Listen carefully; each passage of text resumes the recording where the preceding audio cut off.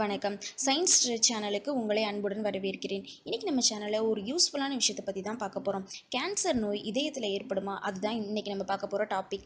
பொதுவாக கேன்சர் நோய் இதயத்தில் ஏற்படும். ஆனால் இது ரொம்பவே ரேரான ஒரு கண்டிஷனில் தான்.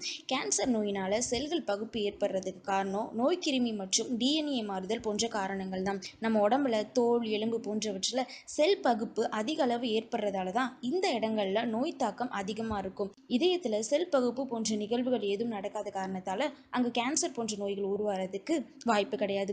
நம்ம இதயத்தில் தோன்ற கேன்சருக்கு அங்கியோசர்கோமா அப்படின்னு பேர். இந்த நோய் ரொம்ப அரிதாக தான் ஏற்படும். அது மட்டும் இல்லாமல் பொதுவாகவே இது குழந்தைகளுக்கு மட்டும்தான் ஏற்படும். பொதுவாக கேன்சர் நோய் இதயத்தில் வரலைனாலும் கேன்சர் நோயினால் இதயத்தில் பல பாதிப்புகள் வர்றதுக்கும் வாய்ப்பு இருக்குது. அது என்னன்னு பார்த்தீங்கன்னா, பொதுவாகவே உடம்புல கேன்சர் செல்கள் தோன்றப்போ அது இதய வாழ்வுகளை அதிக அளவு பாதிக்குது. ரேடியேஷன் தெரப்பி பண்ணாலும் பெரிய அளவில் டேமேஜ் ஹார்ட்டுக்கு தான். எனவே புகைப்பிடிக்கிறது, அதிக அளவு ஜங்க் ஃபுட் சாப்பிட்றது, பதப்படுத்தப்பட்ட உணவுகளை சாப்பிட்றத முடிஞ்ச அளவு குறைச்சிக்கிறணும். இயற்கையான உணவுகளை நம்ம எடுத்துக்கிறது மூலமாக கேன்சர் நோய்க்கான தாக்கத்தை அதிக அளவு குறைக்க முடியும். என்ன நேயர்களே, இன்னைக்கு நம்ம சேனலில் யூஸ்ஃபுல்லான சில விஷயங்களை தெரிஞ்சுக்கிட்டீங்கன்னு நினைக்கிறேன். இந்த மாதிரியான அறிவியல் சம்பந்தமான கேள்விகள் உங்களுக்கு ஏதேனும் இருந்துச்சுன்னா கீழே கமெண்ட் பாக்ஸில் சொல்லுங்கள். மேலும் சயின்ஸ் சம்பந்தமாக இன்னும் நிறைய தகவல்களை தெரிஞ்சுக்கணும் அப்படின்னா எங்கள் சேனலை சப்ஸ்கிரைப் பண்ணுங்கள். நன்றி, வணக்கம்.